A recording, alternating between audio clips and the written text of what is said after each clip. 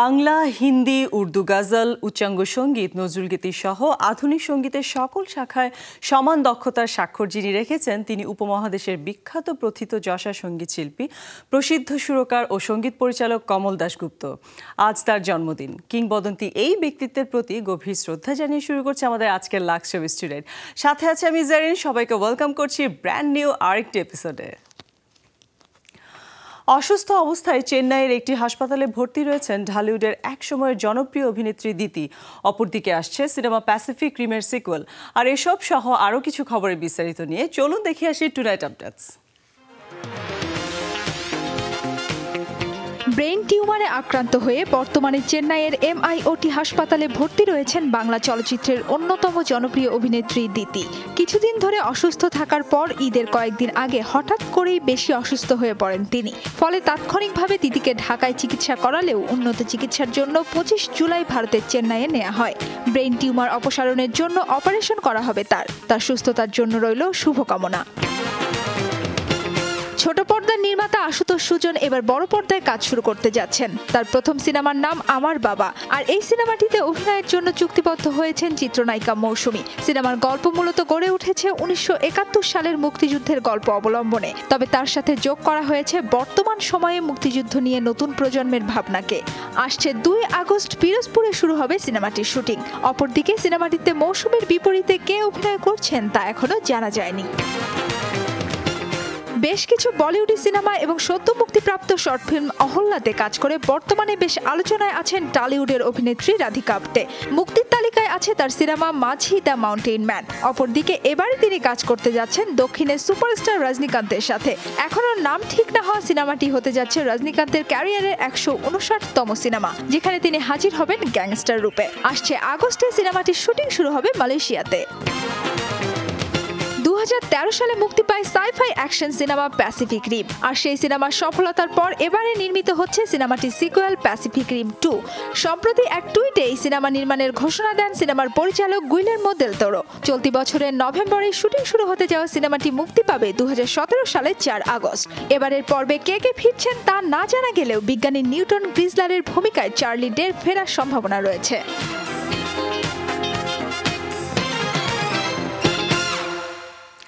27 জুলাই ছিল দেশের সাংস্কৃতিক অঙ্গনের পুরোধা ব্যক্তিত্ব হাসান ইমামের 80তম জন্মবার্ষিকী। আর সেই উপলক্ষে 2 শতাধিক বিশিষ্ট নাগরিকের সমন্বয়ে কেন্দ্রীয় পাবলিক লাইব্রেরির শওকত ওসমান স্মৃতি মিলনায়তনে আয়োজিত হয় তার বর্ষবরণ অনুষ্ঠান। বিস্তারিত থাকছে প্রতিবেদনে।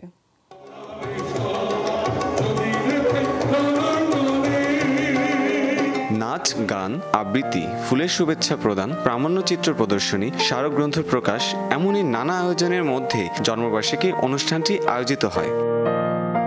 আজকে আমার জীবনের অন্যতম একটি শ্রেষ্ঠ দিন। আমার জীবনের যে যা কিছু করেছি আমি জানি না কিছু করেছি কিনা, কিন্তু মানুষ এত কৃতজ্ঞ যে অল্প করলেই মানুষ, বাংলাদেশের মানুষ তার ভালোবাসা উজাড় করে দেয়। তার প্রমাণ আরেকবার আমি পেলাম। আমি এই ঋণে আবদ্ধ হয়ে রইলাম। যতদিন বাঁচি আর যতদিন বাঁচব মানুষের কল্যাণে কাজ করে যেতে পারি, এই দোয়া আপনারা করবেন। এরপর শুরু হয় শুভেচ্ছা জ্ঞাপন পর্ব। এই পর্বে দেশবরেণ্য ব্যক্তিবর্গ সৈয়দ হাসান ইমামকে ঘিরে নিজেদের জীবনের নানা স্মরণীয় ঘটনা তুলে ধরে তাকে জন্মদিনের শুভেচ্ছা জানান। উনি কেবল সাংস্কৃতিক ব্যক্তিত্ব নন, এদেশের গণ আন্দোলন, গণ অভ্যুত্থান, তারপর আন্দোলন, সব ক্ষেত্রেই তার ভূমিকা ছিল। এই পর্ষদের আহ্বায়ক ছিলেন প্রবীণ সাংবাদিক ও সাংস্কৃতিক ব্যক্তিত্ব কামাল লোহানী এবং সদস্য সচিব সম্মিলিত সাংস্কৃতিক জোটের সভাপতি গোলাম কুদ্দুস। জানালেন তাদের অনুভূতি। হাসান ইমাম আমাদের সাংস্কৃতিক জীবনে যে বৈপ্লবিক ধারার সঙ্গে যুক্ত হয়েছিলেন এবং সর্বশেষ যুদ্ধ অপরাধীদের বিচারের প্রয়োজনে শহীদ জননী জাহানারা ইমামের সঙ্গে যে আন্দোলনের একবার টেকনাফ থেকে তেঁতুলিয়া পর্যন্ত ছুটে বেরিয়েছেন, সেটা প্রমাণ করে যে তার দেশপ্রেমিক সত্তা কতটা প্রখর ছিল। আজকে এই শওকত ওসমান স্মৃতি মিলনায়তনের ভেতরে বাইরে প্রায় শাহবাগের মোড় পর্যন্ত মানুষের যে অসম্ভব যে লোকসমাগম হয়েছে, এটি অভাবনীয়। 1935 সালে 27 জুলাই জন্মগ্রহণ করা এই নীল ছোঁয়ার কিংবদন্তি একাধারে একজন অভিনেতা, আবৃত্তিকারক এবং স্বৈরাচার ও সাম্প্রদায়িকতা বিরোধী গণতান্ত্রিক আন্দোলনের অগ্রণী ব্যক্তিত্ব। তার এই দীর্ঘ জীবনের সব সঙ্গীরা স্মরণ করছিলেন তার সাথে কাটানো অতীত দিনের কথা। তার সঙ্গে আমার দীর্ঘদিনের পরিচয়। আমি যখন ঢাকায় আসি সেই 1966 সালে, তারপরে পরেই তার সঙ্গে আমার পরিচয় হয়েছিল ঢাকা বিশ্ববিদ্যালয় সংস্কৃতি সংসদের একটি নাটক রবীন্দ্রনাথের রক্তকরবী, সেটির তিনি পরিচালক ছিলেন। তো সেখানে আমি একজন কর্মী ছিলাম, সেই সূত্রে তার সঙ্গে পরিচয় এবং উনি আমাকে ওই নাটকে প্রথম নামিয়েছিলেন। অনুষ্ঠানে সবার মতো তার দীর্ঘদিনের জীবনসঙ্গী 21শে পদকজয়ী লায়লা হাসানও সিক্ত হচ্ছিলেন তাদের অতীত স্মৃতিতে। মনে করছিলেন এই দীর্ঘ জীবনে একসাথে থাকার কথা। এটা আমার একটা পরম প্রাপ্তি যে এত ভালোবাসা আমরা কোথায় রাখবো জানি না, এই ঋণ শোধ করার না। পাবলিক লাইব্রেরি শওকত ওসমান মিলনায়তনে মানে তিল ধারণের জায়গা নেই, বাইরে অসংখ্য লোক, আর ফুলে তো ফুলে ফুলে সমস্ত মঞ্চের নিচে সমস্ত ভরে গেছে। আর এই লোকজনের যে ভালোবাসা ওনার প্রতি, এটা মানে ওনার হয়ে আমি বলছি জীবন সার্থক, আমাদের পরিবার সার্থক। শত মানুষের উপস্থিতিতে সর্বশেষ তার জীবনের উপর একটি প্রামাণ্যচিত্র দিয়ে শেষ করা হয় অনুষ্ঠানটি। Ahmed Sajib, showbiz tonight.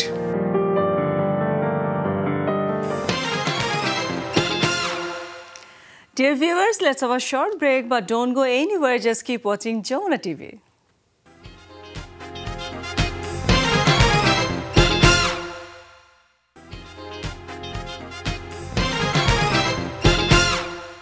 Welcome back to our luxury student. Thanks for being with us. আর দর্শক, আপনাদেরকে বলছি, আপনারা যারা আমাদের ফেসবুক অ্যাড্রেসে লগ ইন করতে চান তারা লগ ইন করুন www.facebook.com/showbiz.tonight-এ। মার্ভেল এন্টারটেনমেন্ট মানেই যেন নতুন কিছু। কমিক্স বই থেকে কাহিনী নিয়ে সিনেমার পর্দায় উপস্থাপন করতে জুড়ি নেই এই প্রযোজনা সংস্থার। আর এবারে তারা হাজির হয়েছে নতুন সিনেমা অ্যান্টম্যান নিয়ে। হলিউড বক্স অফিস মাতিয়ে সিনেমাটি এবার আসছে বাংলাদেশে। বিস্তারিত থাকছে প্রতিবেদনে।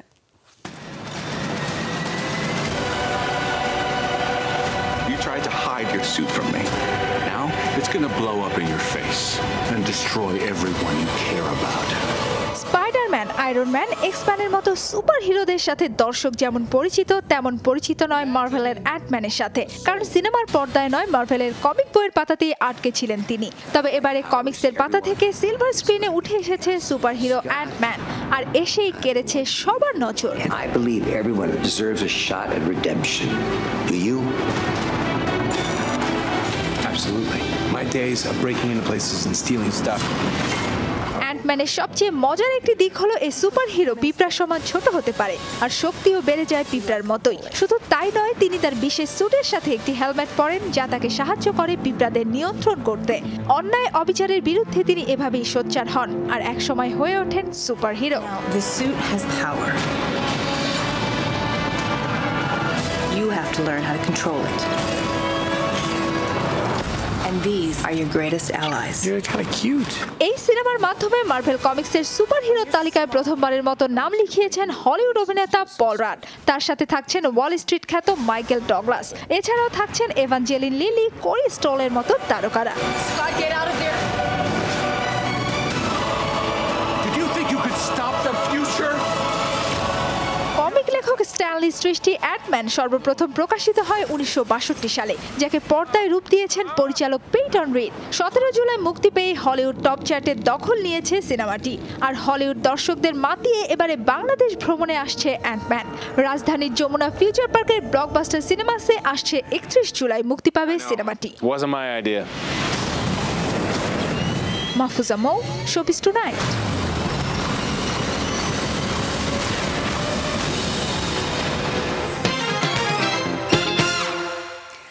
এই সময়ের ভারতের অন্যতম জনপ্রিয় একজন অভিনেতার নাম ধানুষ। সারা বিশ্বে রয়েছে তার কোটি কোটি ভক্ত। আজ এই অভিনেতার জন্মদিন। ধানুষের জন্মদিন উপলক্ষে আর ভক্তদের জন্য রইল এবারের বিশেষ প্রতিবেদন।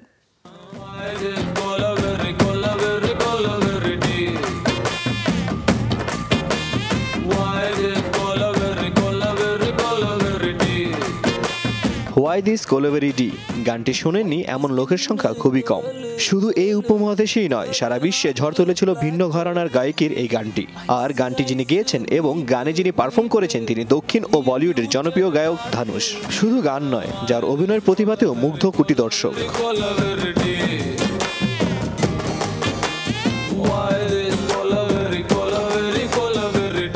ভেঙ্কটেশ প্রভু কাস্তুরী রাজা ধানুষ 2001 সালে থুল্লুভারু ইসলামাই সিনেমায় অভিনয়ের মধ্য দিয়ে শুরু করেন তার চলচ্চিত্র কেরিয়ার।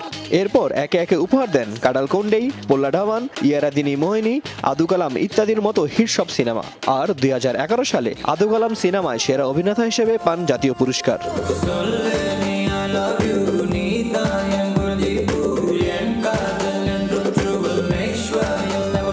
তামিল সিনেমার পাশাপাশি বলিউড সিনেমাতেও বেশ জনপ্রিয় ধানুষ। 2013 সালে আনন্দ রায়ের রাঞ্ঝানা সিনেমার মধ্য দিয়ে বলিউডে পা রাখেন এই অভিনেতা, যা তাকে এনে দেয় ফিল্মফেয়ার অ্যাওয়ার্ডে সেরা নবগত অভিনেতার পুরস্কার। রাঞ্ঝানার সফলতার পর 2015 সালে মুক্তি পায় বলিউডে তার দ্বিতীয় সিনেমা শামিতাব। এই সিনেমায় তার সাথে অভিনয় করেন বিগ বি অমিতাভ বচ্চন।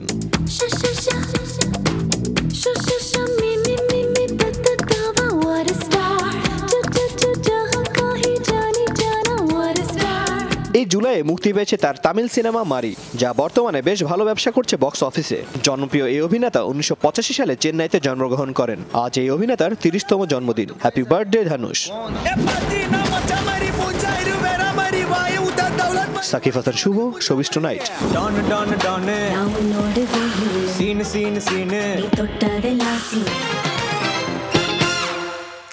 দর্শক, সময় হলো আমাদের আরেকটি কমার্শিয়াল ব্রেকে যাওয়ার। ব্রেকে যাচ্ছি, বাট ফিরছি এক্ষুনি, আমাদের সাথেই থাকুন।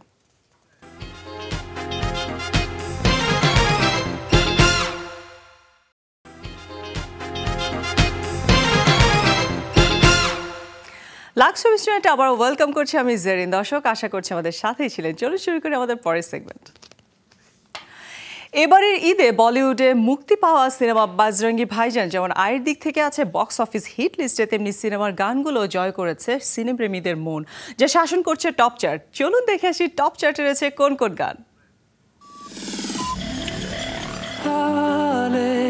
দিল কো সুকুন চাহিয়ে, পুরি এক আরজু চাহিয়ে। 17 জুলাই মুক্তি পেয়ে এ পর্যন্ত 200 কোটিরও বেশি আয় নিয়ে বলিউড বক্স অফিসে বেশ ভালো ব্যবসা করছে সালমান খান ও কারিনা কাপুরের নতুন সিনেমা বজরঙ্গি ভাইজান।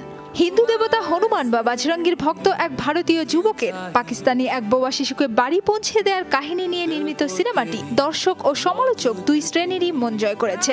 আর সিনেমার গানগুলোও তাই জায়গা করে আছে টপ চার্টের শীর্ষে।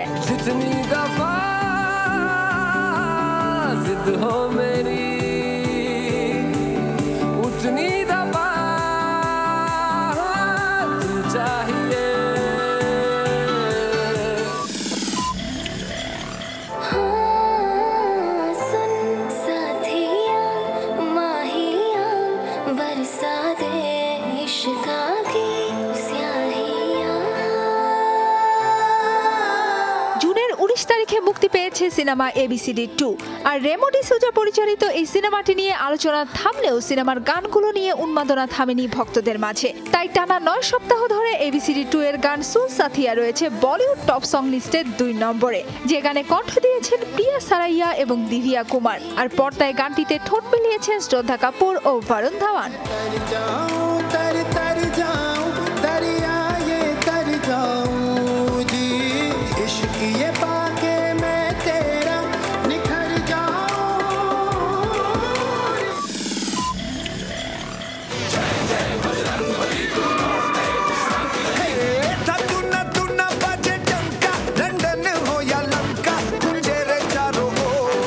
বজরঙ্গি ভাইজান সিনেমাটি ছিল এবছরের বলিউডের তুরুপের তাস। আর প্রত্যাশা ও প্রাপ্তির ফলাফলটাও বেশ ভালোই মিলিয়ে দিয়েছে সালমান খানের এই সিনেমা। ফলে একের পর এক বক্স অফিস রেকর্ড ভাঙার পাশাপাশি সিনেমার গানগুলোও জায়গা করে নিয়েছে সবার প্লেলিস্টে। তাই এ সপ্তাহে বজরঙ্গি ভাইজানের সেলফি লেলেরে গানটি আছে টপ সং লিস্টের 1 নম্বরে, যাতে কণ্ঠ দিয়েছেন বিশাল দাদলানি, নকশ আজিজ, প্রীতম এবং আদিত্য পুষ্করনা।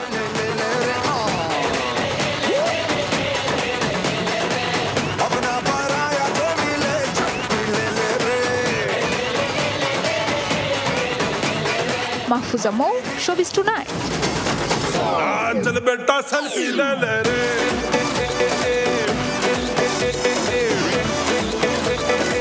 चल बेटा सेल्फी ले ले रे মেঘে ঢাকা শিরোনামের নতুন একটি মিউজিক ভিডিও নিয়ে আবারও ভক্তদের হৃদয়ে দোলা দিতে আসছেন সঙ্গীত শিল্পী বালাম। গানটিতে কণ্ঠ দেওয়ার পাশাপাশি মিউজিক ভিডিওতেও পারফর্ম করতে দেখা যাবে তাকে। চলুন এবারে দেখে আসি আপকামিং সেই গানটির এক ঝলক।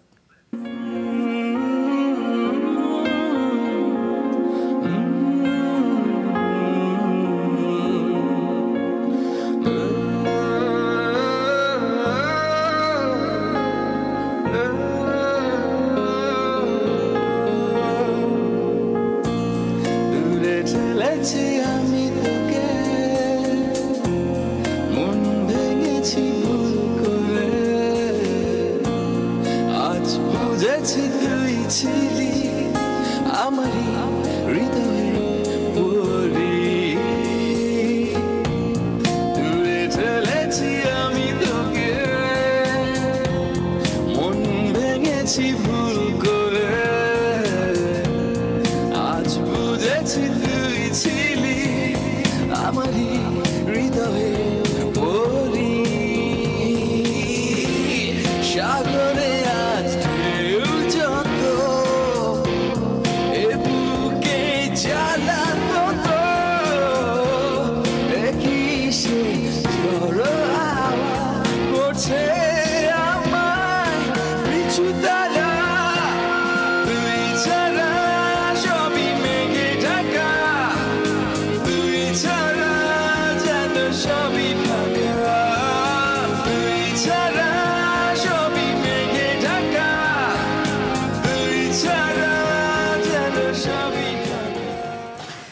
দর্শক আজকের মতো লাক্সবি স্টুডেন্ট এখানেই শেষ করছি। আবার দেখা হবে আপনাদের সাথে। ততদিন পর্যন্ত ভালো থাকুন, অনেক ভালো, এন্ড দেখতে থাকুন যমুনা টেলিভিশন। শুভরাত্রি।